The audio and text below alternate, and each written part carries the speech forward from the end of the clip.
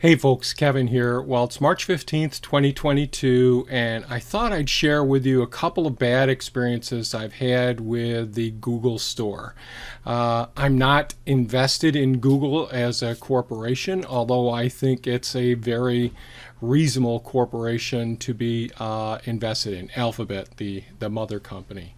Google is divided into multiple companies or divisions or sectors, and each one of those divisions or sectors is also subdivided by different departments as well.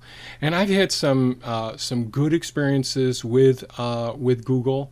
I have the YouTube channel, and that's been a pretty decent experience. I've been able to share my thoughts and our experiences here on the farm. But also I've had some not so pleasant experiences. And they have to do with the Google store.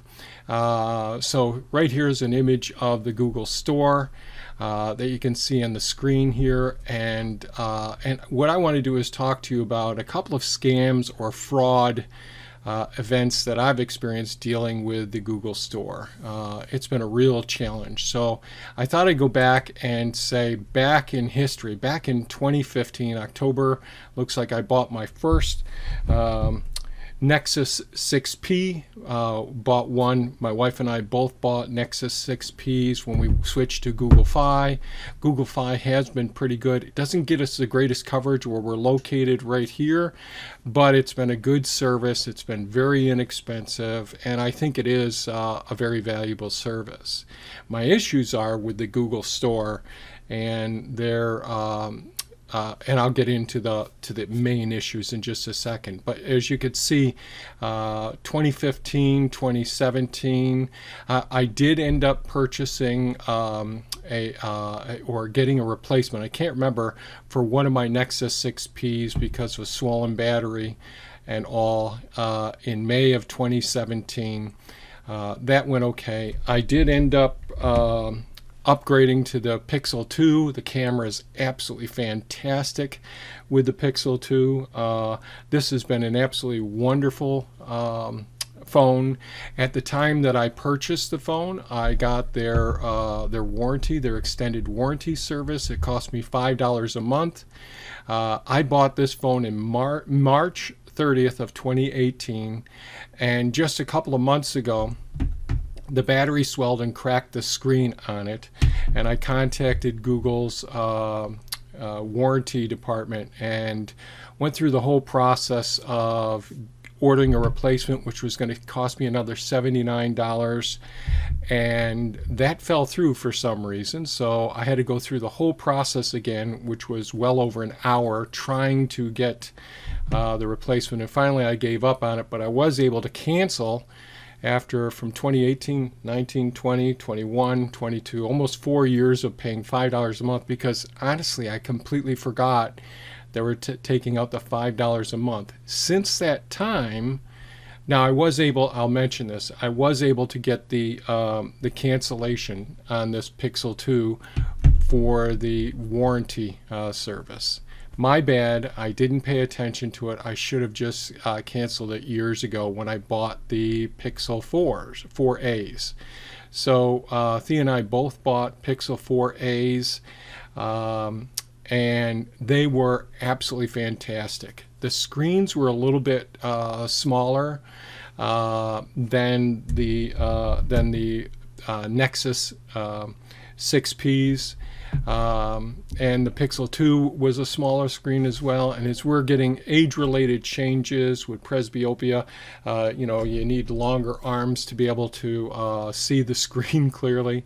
I thought what we'd end up doing is upgrading to the to the Pixel 6s, not the Pro, but these Pixel 6. So we went through the process, and this is where the scam comes in. So we bought the Pixel 6s, one for me, one for my wife, and I decided to use their trade-in or upgrade service and all. So what we did was we both of the Nexus, the Pixel 4As were in pristine condition. Both of them had been taken excellent care of. No cracked screens, no swollen batteries. They functioned perfectly. No issues whatsoever. So I thought we'd try, since we'd had pretty reasonable luck with the Google store, I thought we'd try and trade in the phones. Now this was in November of 2021. It's been a nightmare since then. They did give me the $125 for my Pixel 4a, but for my wife's they only gave us $20. So I immediately sent in an email to them. And one of the things I'm going to say is, what do I recommend? Number one, don't use the trade up or trade in feature with the Google store. I think you're opening yourself up to heartache with it. So, but if you do it, make sure you document everything. And documenting everything is really important. I'll just play this video in the background of my process of taking the phones, recording it, showing actually how everything works, how I remove the SIM card, how I take photographs of the actual IMEI numbers so it identifies the phone that I'm working with, and how I factory reset it, and how I show the whole phone bit by bit, how it looks and all. And you can do all of this stuff. And here I'm doing a hard reset on it after removing my email address and all. And I get to the point where I'm trying to not make this too darn long. I'm explaining how to do it here. But rebooting it and showing that it's going to be set up as a new phone. Sorry, all right. Then I'm turning it around, showing all angles, all surfaces and all of the phone. And if you do trade in the phone or whatever, I do recommend videotaping everything all along the way. But the problem is that Google would not return the Pixel 4a, my wife's phone, that they said. Ultimately, I just got an email yesterday saying that the battery was swollen, or that the phone was swollen, which I'm suspecting that the pouch type battery has swollen and could crack the screen or whatever. But I immediately, as soon as the first email, they said that they were only crediting $20 to my account, which should have been $125. I immediately said, send the phone back, send me pictures of the package, and send me pictures of the phone as well, with the IMEI number on it to identify the phone. So they weren't switching out phones and giving me something crap and then selling this phone to someone else, which I think they probably did do.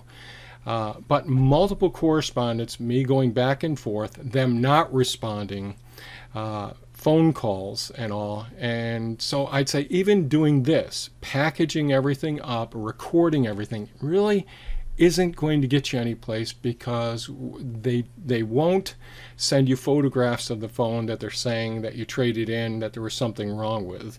They won't return the phone to you, and they will wait out. So it's very frustrating dealing with a company, this particular department. I'm not saying the whole Google company's bad. I certainly don't think that. But I do think that their entire system is flawed, and potentially there's people there or the companies committing fraud, and they're just reselling these phones. Like, I've purchased some of their refurbished phones in the past. So even with going through these steps and packaging up, video recording, everything, it hasn't helped me at all. So just be aware. I would recommend, do not buy their extended warranty on their phones. And if you do buy it, make sure that you stay on top of it and you discontinue it when you upgrade to a new phone. I didn't. And certainly I would not recommend trading in your old phone for the new phones. And I'll say this one last thing is that the Pixel 6 isn't as good of a touch screen. Its features may be better. The screen is a bit larger. I don't notice any major differences in it as far as the refresh rate goes, but I do notice that the fingerprint recognition on this is terrible, absolutely horrible compared to the my other phones that I've had all throughout the process. So is the Pixel 6 worth the upgrade? In my opinion, no, but that was a risk I was willing to take, and that's fine with me. As far as them not returning the phone that they said was not up to par, not sending me pictures. When I order a package from Amazon, if there's damage to the package, I immediately get my phone out, record a video of it, put my helmet cam on, show the whole process just in case the item is damaged. I get on the phone with them at Amazon or any other company. I send them the video, send them the photo. No questions asked. I get the item replaced and all. But they do deserve getting video evidence or photographic evidence that the package was damaged or that the item wasn't what you ordered. But Google Store won't do this. So beware, you're forewarned. And I hate to poo-poo Google because I think it is a great company. I just think that they've got some potential corruptness here and they're taking advantage of us. So if you have any comments or questions, please leave them below. I hope some people aren't going to fall into the same scam that I fell into. Thanks so much for watching, and take care, folks. Bye-bye now.